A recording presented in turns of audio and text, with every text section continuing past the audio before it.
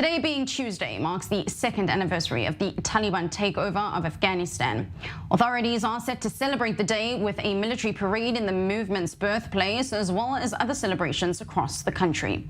Flags of the Islamic Emirate of Afghanistan, the name given to the new nation by its new rulers, fluttered at security checkpoints across the capital, which fell on August 15th, 2021, when the US-backed government collapsed and its leaders fled into exile. In the 2 years since, the Taliban government has imposed their strict interpretation of Sharia law and Islam on the country, with women bearing the vast brunt of those laws. Let's cross now to Javid Faisal, the former spokesperson of the Afghanistan Security Council. Thank you very much for taking the time this morning to sit here and be with me. The Taliban are celebrating this milestone, but it's hard to imagine Afghan citizens, refugees, or even ex-government officials are seeing this as anything but a grim anniversary. What's your take? I think it's true. They are celebrating it at a time when people are starving in Afghanistan. Women have been caged. Millions are fleeing the country on a daily basis. For these reasons, I think it holds no meaning for the people of Afghanistan. Maybe for some of their fighters, but in the larger picture, for the country, for its people, it has no meaning. People need food. People need security. People need good economy. People need freedom, and those things do not exist at the moment. The United Nations has termed the laws of the Taliban as, quote, gender apartheid, as more and more of women's freedoms are repressed. Do they actually have any rights or freedoms anymore, or is this completely stripped?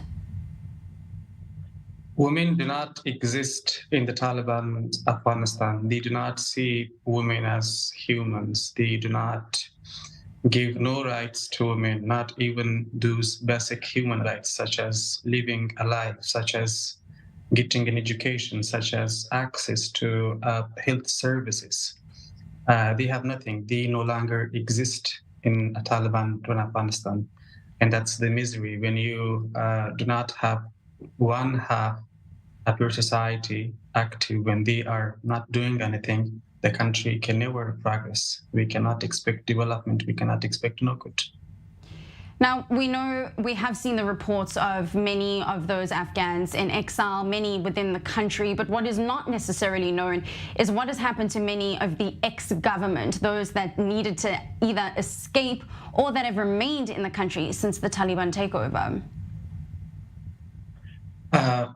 Some of the people who worked in the government, particularly the Afghan National Security and Defense Forces, they were lucky to escape a certain death. But unfortunately, there were tens of thousands who had no way out. They could not escape the situation, and they have been hunted down on a daily basis across the country, particularly in the south of Afghanistan. The Taliban have been hunting them, and nobody is there to listen to them. We had that so-called amnesty, but it's not there. People have been hunted. The judiciary officials have been hunted. The Afghan National Defense and Security Forces members have been hunted. And in general, nobody in the country is safe. Like women, they were not all part of the government, but they have been hunted. Civil society members, political activists, even education activists have been handed, like they are in jails for no reason. So it's not a good situation for nobody except for a few members of the Taliban. And just briefly, speaking of the escape, everybody remembers the images of Afghans clinging to airplanes as they took off some 2 years ago. Do you believe the American administration was right to do what they did? Do they bear responsibility for where the nation is right now?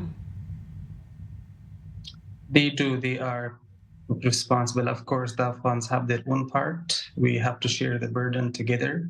But the Americans have more responsibility. The Americans spent 20 years, took tens of thousands of lives, and gave lives in Afghanistan. They spent blood and treasure just to replace Taliban with the Taliban. 20 years later, they just made enough effort to replace Taliban with the Taliban. In the end, they left in a way that the world was shocked. We were shocked.